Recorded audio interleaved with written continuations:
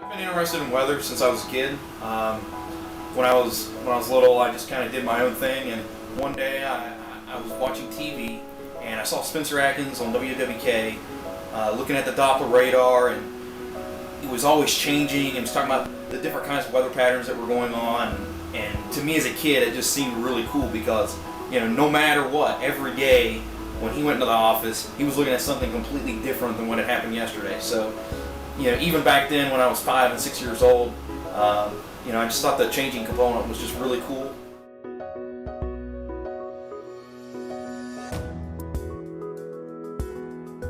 Well, when I met him, he was the weather kid at Bridge Elementary, actually.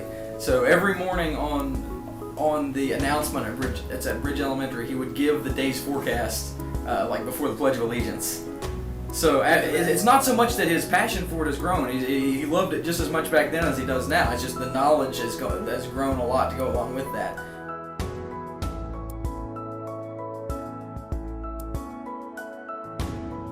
Yeah, so Fitzweather was pretty much started in 2011. It's kind of got a funny story to it. When I was a junior in high school, I kind of had gotten an idea that I was wanting to build a website, just find a way to present weather. So I was in school and I'd seen these different weather blogs and things like that, and I was like, it'd be really cool to share my thoughts about weather. So going into the summer of junior year of high school, going into senior year, I still didn't know how to build websites or anything like that. But I was actually in a pretty bad river accident, and I got 2 of my teeth knocked out. So I had to have surgery on it, get implants and whatnot. And basically, my orthopedic surgeon told me to not do anything for 2 to 3 weeks. So during that 2 to 3 weeks, I decided I was going to learn how to build websites. So I decided to learn how to build HTML. Bought 2 books on it online, and spent those 2 to 3 weeks just really, really crunching and trying to learn and apply, how to use HTML. And by the time the 2 to 3 weeks was up, I finally learned. So my senior year, I finally built Fitzweather, and it was a really basic HTML page. It basically just had the highs and lows in a couple of places, and it was published, and it felt like the greatest thing ever. Everything that I've tried to learn for the last 10 years, even if only 5 people were looking at it, or one person, I could say I had a product online, and I don't know, I was really proud about that. So.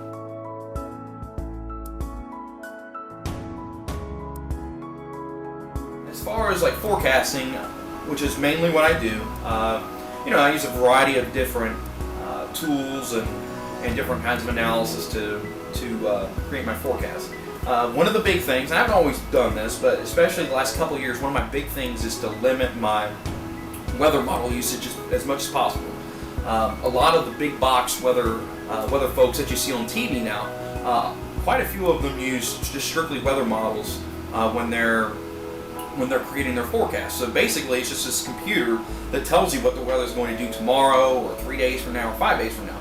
But unfortunately, a computer is not a human, and a lot of times they're not perfect.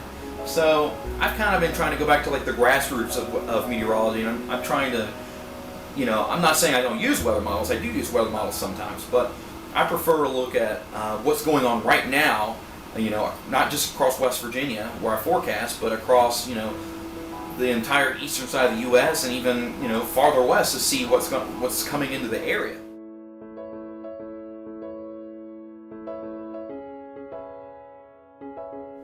Seeing the broadcast side of meteorology really, I think, brought out Joe's love of true meteorology. I think he was a little bit, I don't know what the right word would be, upset by the way that some broadcast meteorologists don't necessarily take the science seriously, or even as seriously as he does as someone who would be considered an amateur. And I think that really fueled his fire to do more and to get better at his craft. It's almost kind of like the American dream, you want to do whatever you want that makes you happy, and ever since I was a kid, weather has made me happy, and one way or another, just doing anything weather related, it always makes me happy. So I'm not making any money, but I'm doing what I enjoy doing, and to me that's the most important thing.